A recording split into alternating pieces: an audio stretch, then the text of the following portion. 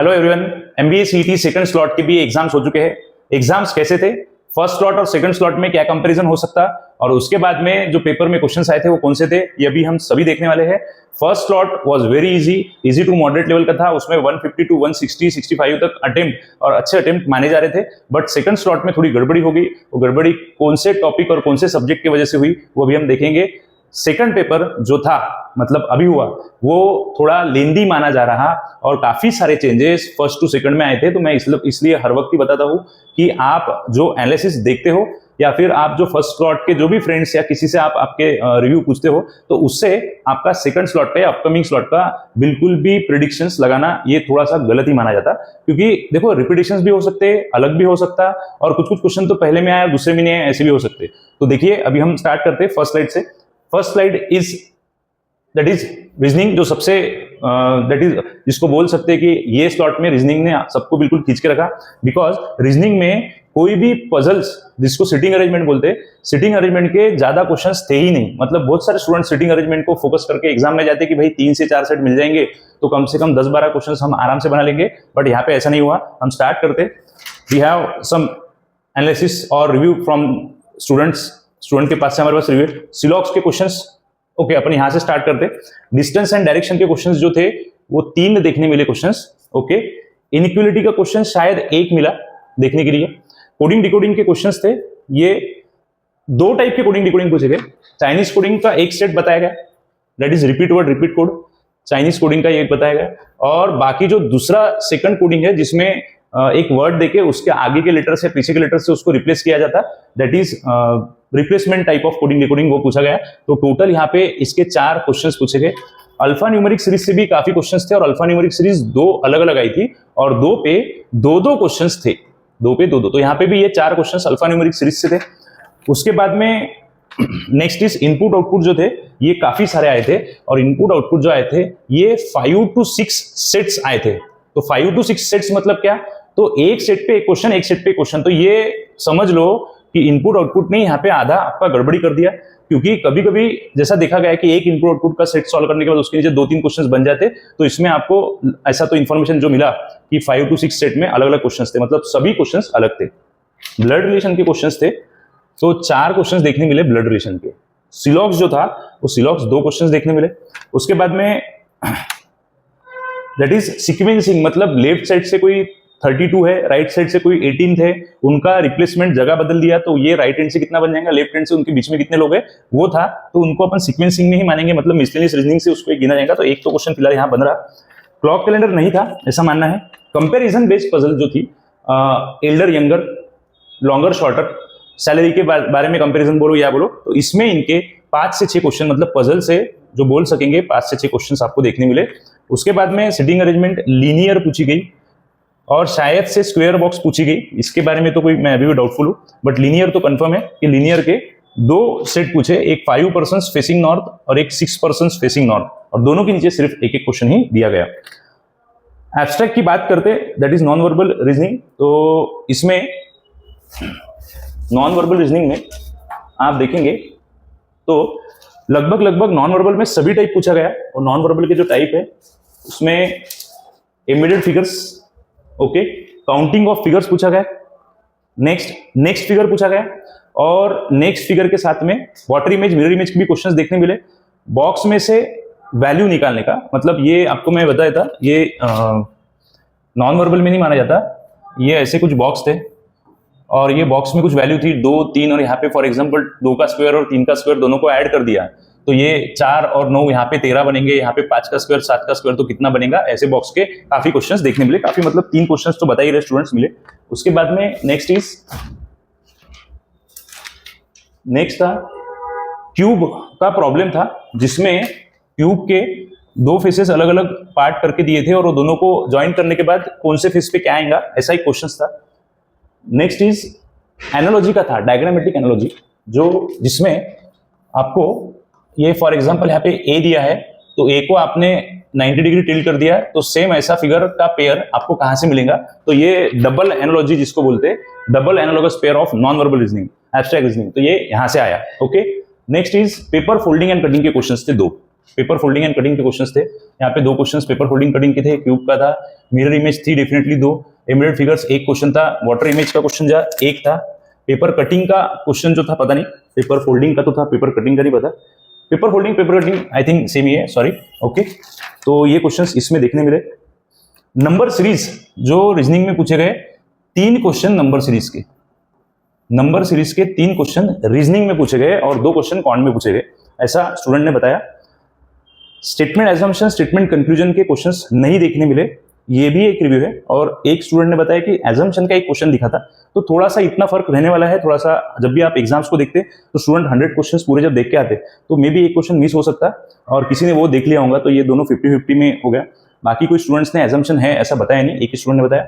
Next is alpha numeric series के तो 2 set है, ऑलरेडी बता दिया। Counting of figures, counting of figures में जैसा ये यहाँ पे एक ट्रायंगल है और ट्रायंगल के अंदर यहाँ पे एक लाइन बनाएगा और यहाँ पे फॉर एग्जांपल और एक ट्रायंगल बना देगा, तो इसमें ट्रायंगल कितने बने ऐसा क्वेश्चन था।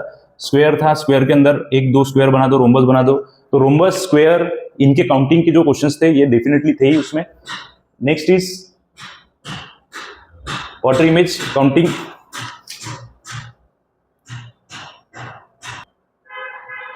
तो ये क्वेश्चंस जो काउंटिंग ऑफ फिगर्स के थे इसके भी दिए थे। तो रीजनिंग में लगभग जो आज अटेम्प्ट है, अब देखो क्या होता है यहाँ पे अटेम्प्ट 100 में से कितने बराबर आना चाहिए, तो मैं तो बोलूंगा कि मैक्सिमम 80 बराबर आना चाहिए।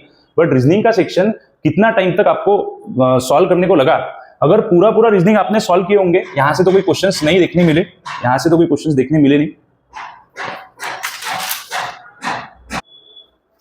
तो यहाँ से तो कोई क्वेश्चंस ज्यादा देखने नहीं मिले। Statement assumption, statement conclusion, argument, strong and weak argument, यहाँ से क्वेश्चन नहीं देखने मिले। तो रीजनिंग में मैं चाहता कि अटेम्प्ट तो 80-85 होना चाहिए, बट आपने कितना देर रीजनिंग सॉल्व किया इस पे भी डिपेंड करता। तो यहाँ से लगभग मतलब सब तो सही आना चाहिए, और अगर ने आपने पूरा सेक्शन सॉल्व किया होगा तो अगेन 75 तक क्वेश्चन अच्छे आना चाहिए, 68 to 75। ओके, यहाँ से गुड अटेम्प्ट इतना बनता। देन जाएंगे नेक्स्ट इज तो अरिथमेटिक, क्वाड्रेटिक एंड डीआईडीएस, मतलब पूरा का पूरा क्वांट।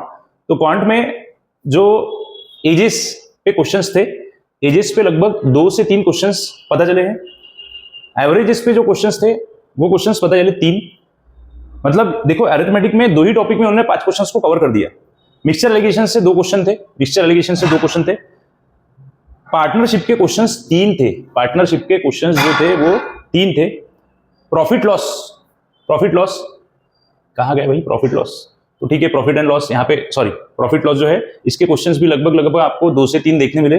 परसेंटेज के क्वेश्चन यहाँ पे देखने मिले, तो अगेन 2 से 3 क्वेश्चंस देखने मिले। मतलब देखो 2-2 क्वेश्चंस तो पक्के मुझे पता ही चले हैं, स्टूडेंट्स ने बताया कि 2 क्वेश्चंस तो है। 3 में इसलिए बोल रहा कि मे बी हो सकता है कि जिसने रीजनिंग पे टाइम वेस्ट किया होगा तो क्वांट के पूरे क्वेश्चंस को देखने नहीं मिले। तो जो मिनिमम नंबर है वो तो कंपलसरी है, वो तो मुझे बिल्कुल पक्का पता है, वो तो स्टूडेंट्स ने वैल्यू के साथ काफी क्वेश्चंस को बता भी दिया है, but it is not possible यहाँ पे वीडियोज में। फिलहाल आपको अटेम्प्ट समझना बहुत जरूरी है, और मॉडरेट लेवल था, इजी मॉडरेट। बट अरिथमेटिक आने की वजह से ये थोड़ा देखो यहाँ पे 2-2-2 आप 4 से 5 टॉपिक में ही 10-12 क्वेश्चंस कवर कर दिए आपने। तो यहाँ पे डीआई केसलेट था, एक डीआई केसलेट का था और एक डीआई पाई चार्ट था। ओके, एक डीआई पाई चार्ट का था और एक बार ग्राफ का था। तो बार ग्राफ में तो आपको यहाँ पे एक्सपेंडिचर का रेशियो शायद से बार ग्राफ में आपको सेविंग्स एंड एक्सपेंडिचर कोई कंपनी का बताए थे, उसके ऊपर ये बार ग्राफ था। तो केसलेट एक था, पाई चार्ट और बार ग्राफ, ये 2 क्वेश्चंस तो आए ही थे। नेक्स्ट प्रोबेबिलिटी से एक क्वेश्चन था।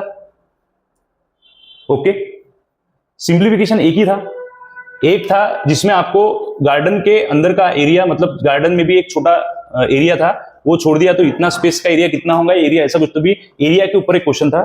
तो लगभग क्वांट तो क्लियर कर दिया उन्होंने, सिंप्लीफिकेशन एप्रोक्सीमेशन ज्यादा दिए नहीं। तो अरिथमेटिक के लगभग 15 से 17 क्वेश्चंस को पूछा गया अरिथमेटिक से, और डीआई के क्वेश्चंस इसमें 10 पूछे गए, तो ये हो गया 27। नेक्स्ट इज प्रोबेबिलिटी से एक है, पाइप्स एंड ट्रेन्स, ये जो है सब क्वेश्चंस यहाँ से भी एक पूछा गया। नंबर सिस्टम, एलसीएम एचसीएफ से 2 से 3 क्वेश्चंस पूछे गए। आपको पता होगा कि एलसीएम एचसीएफ के कुछ क्वेश्चंस रहते हैं कि जिसमें बिल्कुल आप बेसिक कैलकुलेशन से भी आंसर मिला सकते हैं, तो ये बहुत इजी थे क्वेश्चंस, ऐसा मानना है स्टूडेंट्स का एलसीएम एचसीएफ से। एंड टाइम एंड डिस्टेंस से भी क्वेश्चंस थे, तो लगभग क्वांट, लेकिन क्वांट अरिथमेटिक ज्यादा आने की वजह से ओके लेंदी बन चुका, रीजनिंग भी लेंदी बना और अरिथमेटिक भी लेंदी बना। अब जाते हैं इंग्लिश पे। तो इंग्लिश में देखो आपको जो क्वेश्चंस आए थे वो सेकंड शिफ्ट में कौन से आए थे, तो पैराजंबल सबसे ज्यादा आया था। पैराजंबल्स के जो क्वेश्चंस थे पैराजंबल लगभग आपको दोनों टाइप के पैराजंबल पूछे थे, जिसमें ABCD ऑप्शंस दिए थे और ABCD में से कौन सा स्टेटमेंट थर्ड नंबर पे या सेकंड नंबर पे आएगा वो बताओ, ऐसे डायरेक्ट क्वेश्चंस थे। और एक दूसरा था कि जिसमें एक पैराग्राफ में उसके नीचे सब क्वेश्चंस, तो ऐसा दोनों टाइप के क्वेश्चंस उन्होंने पैराजंबल में पूछे थे। सिनोनिम्स जो थे वो 5 पूछे थे, एंटोनिम्स पूछे थे 3, ओके। और ग्रामेटिकल एरर के जो क्वेश्चन है इसका तो मुझे भी ये नहीं, इनएप्रोप्रिएट यूज ऑफ वर्ड, यहां से भी क्वेश्चंस माने गए थे कि 1 या 2 क्वेश्चंस देखे गए। उसके बाद में क्लोज टेस्ट था, तो क्लोज टेस्ट आया आपका एक पूरा के पूरा, जिसमें फिल इन द ब्लैंक्स मतलब 5 ब्लैंक्स थे, तो 5 ब्लैंक पे क्लोज टेस्ट पूछा गया। नेक्स्ट फ्रेजेस पूछे गए, break the ice, okay, phrases पूछा गया और फ्रेजेस में आपको उसके मीनिंग्स पूछे गए कि इसमें से ऑप्शन में मीनिंग क्या रहेगा, ओके, ये था। नेक्स्ट जैसा सेंटेंस इंप्रूवमेंट में भी था कि सेंटेंस इंप्रूवमेंट में आपको एक गलत सेंटेंस दिया है और गलत सेंटेंस में ABCD इनमें से कौन सा सेंटेंस ये जगह पे इंप्रूव करके रखा जा सकता है या कुछ इंप्रूवमेंट की जरूरत नहीं है, ऐसे ऑप्शंस उसमें देखने मिले। और सेंटेंस के करेक्शन के भी क्वेश्चंस थे, रिप्लेसमेंट के, मतलब एक ही स्टेटमेंट में 4 पार्ट दिए थे, 4 पार्ट में यहाँ जो वर्ड था, यहाँ जो वर्ड था, यहाँ वर्ड था, यहाँ वर्ड था, ये वर्ड में से कोई तो भी 2 वर्ड्स एक दूसरे की जगह बदल चुके थे, वो सही जगह पे लाने के लिए वो वाले आपके सेंटेंस इंप्रूवमेंट के ही क्वेश्चंस माने जाएंगे उसमें। तो इंग्लिश में लेंदी पैराजंबल की वजह से हुआ और आरसी जो थे सिर्फ 2 पूछे गए, आरसी 2 और उनपे क्वेश्चंस थे 4 और 4, मतलब टोटल थे 8 क्वेश्चंस। और आरसी शिफ्ट 1 से शिफ्ट 2 में कम आए लेकिन लेंदी आए, जो आरसी का जो लेंथ था पैसेज का वो काफी लेंदी था, तो आरसी लेंदी माना गया। 4 और 4 क्वेश्चन 8 क्वेश्चंस टोटली आए हैं आरसी पे। और पैराजंबल से लगभग 8 से 9 क्वेश्चंस मान रहे स्टूडेंट्स, यहाँ से 8 से 9 क्वेश्चंस मिले और बाकी सभी जगह से 2-2, 3-3, क्लोज टेस्ट के 5 क्वेश्चन तो पकड़ लो आप, सेंटेंस करेक्शन के 3 से 4 क्वेश्चंस थे, सिनोनिम्स एंटोनिम्स से 4 से 5 क्वेश्चन, ऑलरेडी 5 और 3 8 तो बता ही दिया मैंने। तो लगभग जो इंग्लिश था ये भी लेंदी ही था। तो रीजनिंग, क्वांट, इंग्लिश, ये तीनों भी सब्जेक्ट्स, तीनों भी टॉपिक्स इनमें के लेंदी आए। तो यहाँ पे मैं आपको बताता कि 200 में से जो अच्छा खासा अटेम्प्ट होगा, सॉरी इसमें अच्छा खासा अटेम्प्ट जो किया होगा एक्यूरेसी के साथ, वो 140 तक किया होगा किसी ने, क्योंकि टाइम उसके पास नहीं होगा, भले उसको पेपर पूरा आता होगा, लेकिन वो स्टूडेंट जिसने भी पेपर पूरा देखा तो डेफिनेटली वो इतने अटेम्प्ट नहीं कर सका। 140 टू 150 के बीच में करेक्ट आंसर आने के चांसेस इसमें काफी कम स्टूडेंट के रहेंगे, मतलब जो 99 परसेंटाइल या 98 परसेंटाइल, 99 पॉइंट समथिंग जो भी रहेगा वो डेफिनेटली नॉर्मलाइजेशन वगैरह जब भी होगा तो 132 या फिर ऐसा बोल सकते हैं 138 टू 143 के बीच में सेकंड शिफ्ट का बेस्ट स्कोर रहेगा, ओके। तो ये एक अंदाज है, बट ये अंदाज कहां से पता चला, तो मैक्सिमम स्टूडेंट्स ने जो रिव्यू दिए कि टेस्ट काफी सेकंड स्लॉट का टफ था, लेंदी था, क्वेश्चंस आ रहे थे बट हमको रीजनिंग में टाइम लग गया, कोई बोल रहा हमको क्वांट में लग गया, कोई बोल रहा इंग्लिश में लग गया। तो मैंने पहले भी एडवाइस दिया था, सजेशन दिया था कि एक ही सेक्शंस को लेके मत बैठो, आपको सेक्शन में बीच बीच में से क्वेश्चंस को क्रॉस करके आगे जाना है, क्वेश्चंस देखना है और सॉल्व करना है। तो अभी जितने भी बच्चे डे 2 डे 3 का एग्जाम देने वाले हैं तो उनके लिए ये टिप्स, आप पूरा वीडियो देखो अच्छे से। ये पूरे वीडियो में क्या बताया, क्वेश्चंस रिपीट होंगे नहीं होंगे उसका अंदाज नहीं, लेकिन आपको सुबह का शिफ्ट और दोपहर का शिफ्ट दोनों का भी एनालिसिस से आप आपका सेकंड डे का जो थर्ड स्लॉट रहने वाला है, फर्स्ट स्लॉट मतलब एक्चुअल सीक्वेंस में थर्ड स्लॉट और कल का फर्स्ट, तो ये स्लॉट के सभी बच्चों को एक आइडिया आ गया होगा कि पेपर कैसा भी आ सकता है। क्वेश्चंस आप समझ रहे होंगे कि सुबह भी सिटिंग अरेंजमेंट ज्यादा नहीं थी, अभी भी सिटिंग अरेंजमेंट ज्यादा नहीं है, क्योंकि क्वेश्चन को उनको लेंदी बनाना है, ओके। तो ऑल द बेस्ट। और सभी लोग आप जो सेकंड शिफ्ट में जाने वाले हो, सॉरी डे सेकंड के फर्स्ट शिफ्ट में जाने वाले हो, तो आपने ये गलती बिल्कुल मत करना। आपको एग्जाम्स में बीच बीच में से पेपर को देखना चाहिए और शुरुआत में 3-4 मिनट बिल्कुल दे दो और पूरा पेपर देख लो। Thank you.